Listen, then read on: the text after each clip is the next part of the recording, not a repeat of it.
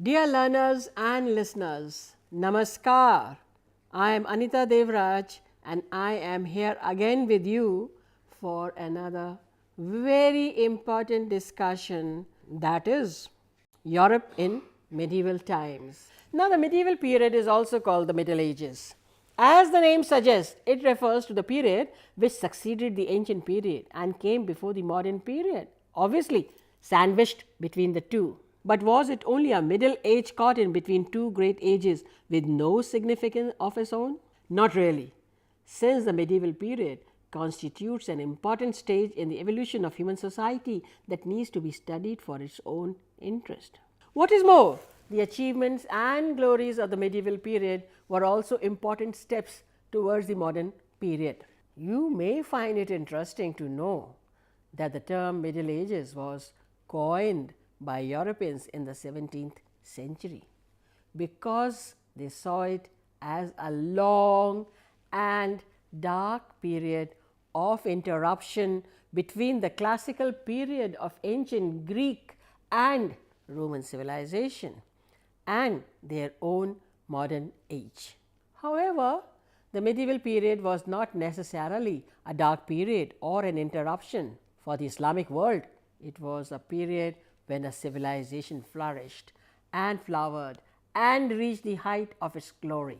In India, the medieval period was an age of syntheses. It saw a fusion of old and new political, economic, and social systems. Out of this fusion emerged a unique cultural pattern of coexistence and acceptance that became the hallmark of the medieval period of India. Even in Europe, the picture does not appear as gloomy as it is sometimes thought. In the early part of the medieval period, the level of material and cultural accomplishment was no doubt somewhat low. However, during the later part, the Europeans greatly improved their standard of living. They also developed new institutions of learning and new modes of thought and reached very high standards in literature and art. In fact, the new ideas that emerged during this time not only transformed Europe but also had a deep impact on the rest of the world in the times to come. Let us then find out what was happening in the different parts of the world during the medieval ages. Now, we will start with the decline of the Roman Empire. We have already discussed about the strength and greatness of the Roman civilization. We also learned how the Roman Empire had come to be divided into western and eastern territories. The western provinces had their capital in Rome, while the eastern provinces had their capital in Constantinople. The Roman Emperor Constantine had set up the new capital of the eastern territories in the ancient Greek city of Byzantine in 330 AD. It came to be known as Constantinople after his name. Now, the Roman Empire continued to exist in the east for almost about 1,000 years after it had collapsed. It was known as the Eastern Roman or the Byzantine Empire. The Eastern civilization of Greek speaking people reached very high standards of economic and cultural life at a time when Western Europe was in relatively backward condition. The Roman Empire in the West came to an end following attacks by various Germanic tribes like the Goths, the Vandals, the Visigoths, and Franks. After overthrowing the Roman Emperor in the West in 476 AD, these invaders established a separate successor states. Did all the political upheaval result in a complete change? Did the political and economic systems built by the Romans disappear? Well, the new Germanic rulers did not completely replace the earlier systems with their own. In fact, Roman and Germanic societies came into close contact and merged with each other. As a result of this and the prevailing political and economic conditions, a new type of society was born in Europe, with institutions and systems that were quite different from either Romans or Germanic ones. The most important institution of this new society was feudalism. It completely transformed the existing social, political, and economic organizations. Now, in this video, we are going to see how this system evolved and what its characteristics were. The successor states of the Germanic people in the West managed to restore political stability after the collapse of the Roman Empire. In fact, one of these states managed to create a sizable empire under the famous King Charles Magna, which began to collapse after about mid-9th century under the impact of fresh waves of invasions. The resulting political chaos led to the emergence of a new kind of political order called feudalism. It was a hierarchical or graded organization of political sovereignty. This hierarchical structure can be understood easily if we visualize a ladder or a flight of steps. At the top of the ladder stood the king. Below him stood the big lords, known as the dukes and earls, and below these dukes and earls came a number of lesser lords, known as the barons. Now, below these were the knights, who were perhaps the lowest category of lords. These lords derived their authority from, and of course, they owed their loyalty to the lord just above them and were known as the vassals of their lord. This pattern of relationship between lords and vassals, that is between bigger lords and lesser lords, was the same from the top of the ladder to the bottom. These lords were all powerful in their respective local areas. Thus, political power was widely dispersed, unlike in the Roman Empire, where it was concentrated mainly in the hands of the king.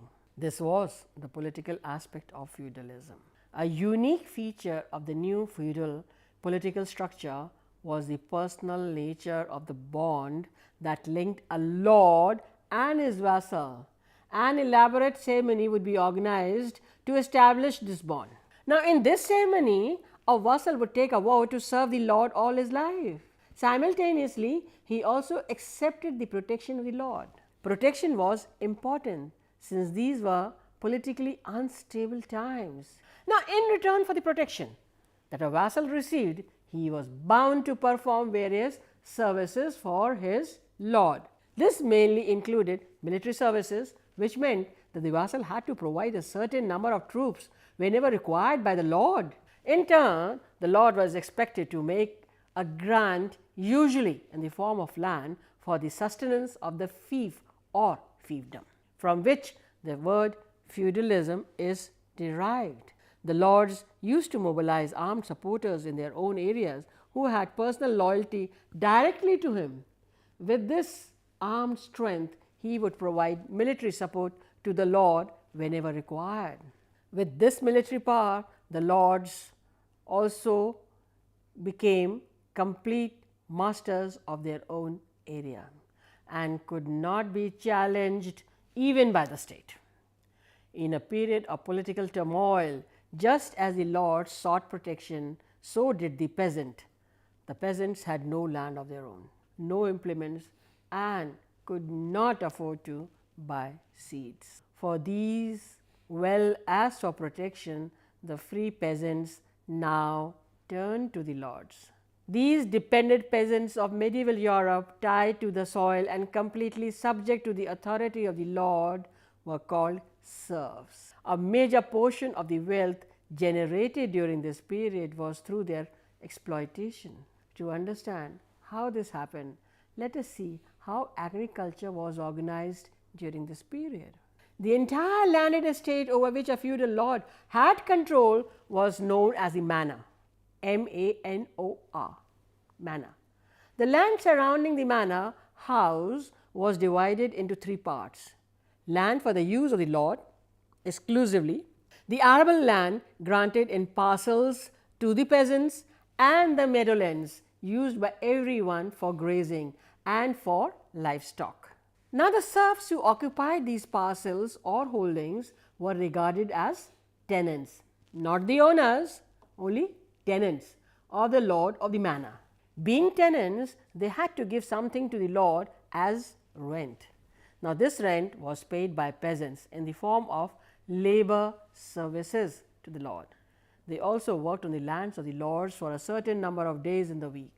The serfs had to put in extra labor during agricultural seasons when plugging, harvesting, or thrashing was required. Such unpaid labor services also included other heavy tasks such as construction work, hewing, and cutting of firewood. In the latter phase of feudalism, these labor services were gradually substituted by those payable in money.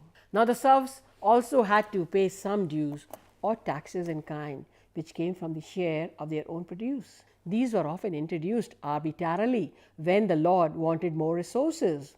The lords also extracted from the peasants in an indirect manner. The manor was a self-sufficient economic unit.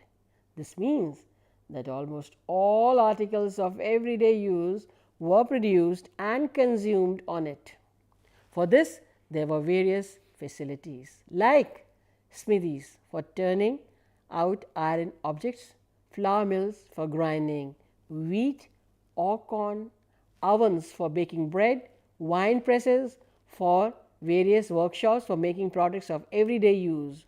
All these were owned by the lord. The peasants were forced to use these facilities, and the charges for these would of course be fixed by the lord according to his own will. Now, let us do an activity. We have already talked about the Roman slaves in the previous episode. Do you recall? Find out the conditions of present day Indian farmers who don't own lands and work in other people's field through newspapers or by speaking to your elders. Now, compare the lives of the feudal serfs with the Roman slaves and the present day Indian farmers. What conclusions can you draw? Write a brief report about your findings. Now, let us see the changes in the feudal economy, because it brought prosperity and crisis also in medieval Europe. Now, since we have just finished discussing about the various aspects of the feudal system, but did this system remain the same throughout the medieval period? That is what we have to find out. No, not at all. Indeed, the feudal system was not a static system. It witnessed several changes, and the feudal economy underwent a pattern of prosperity and crisis simultaneously. Let us trace this pattern from the beginning. The few centuries after the collapse of the Roman Empire were marked by a low level of economic life. This was also a period of political change and turmoil. There was a decline in town life, trade, and monetary exchange.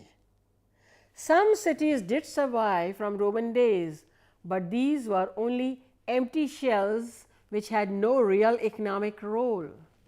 Roads deteriorated. Barter widely replaced the use of money. European economy was based almost entirely on agriculture and very limited local trade.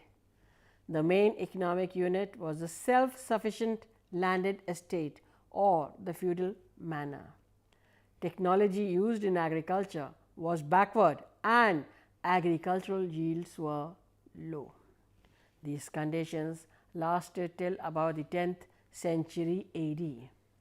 After the 10th century, the feudal system of production underwent significant changes. There was an increase in agricultural fields as the system became more and more stable. Another factor that helped in increasing agriculture productivity at this time was significant improvement in agriculture techniques. A new plough was introduced, which was heavier, had wheels, and was drawn by a team of oxen. This helped in cultivating the heavy and sticky soil of northern Europe more effectively. Agriculture was later replaced by the three-field system, in which 1/3 of the land was left fallow, that is, without any production. 1/3 was used for cultivating autumn crops, and the remaining 1/3 for a spring crop.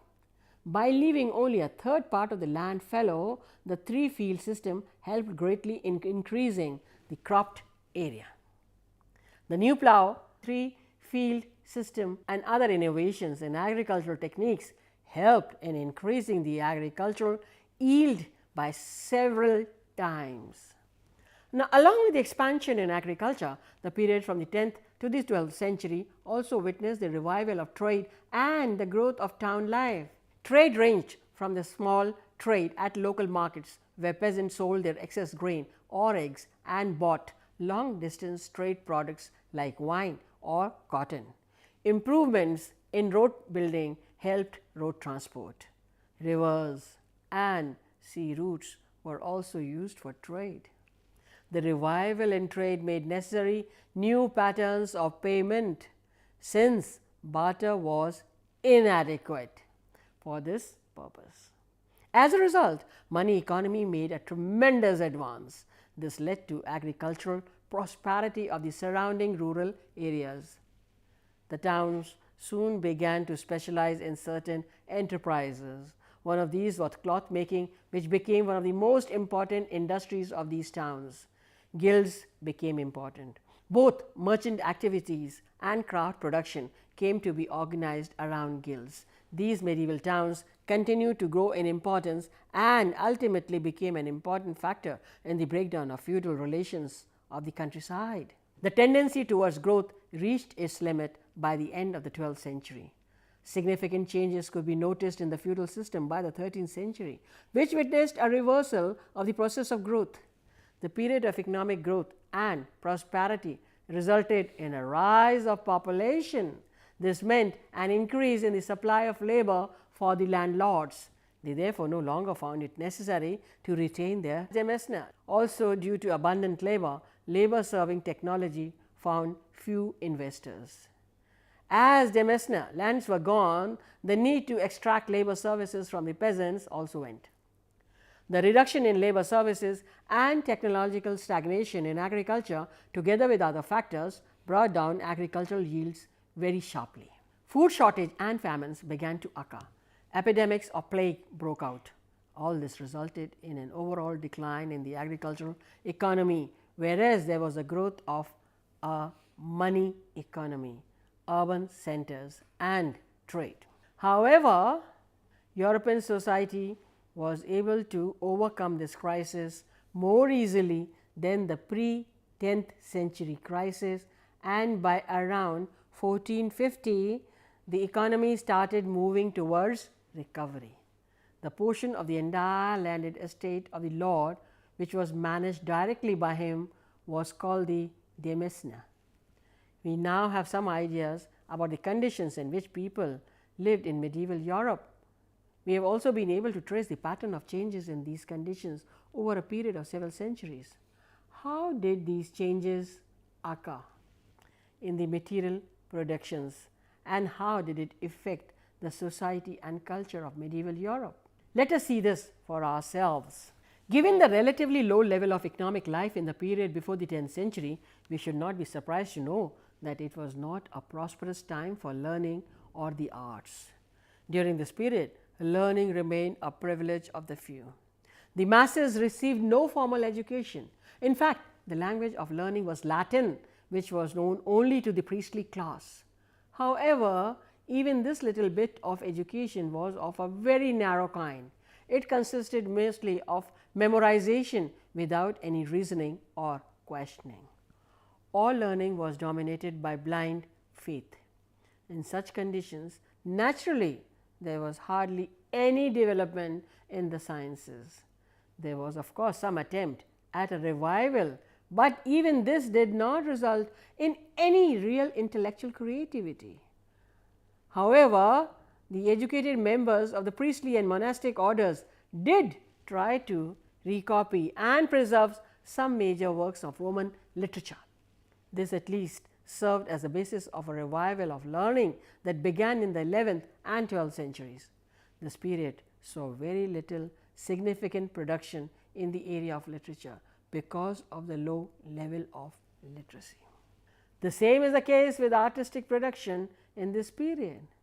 However, a unique style that developed in this field was that of manuscript illustrations. On the whole, it may be said that in this period, cultural attainment was minimal and sparse. European civilization at this time was backward in comparison with other contemporary neighboring civilizations like the Byzantine, the Islamic world. The prosperity and relative peace of the period from the 10th century brought about a consequent change in the cultural life of the period.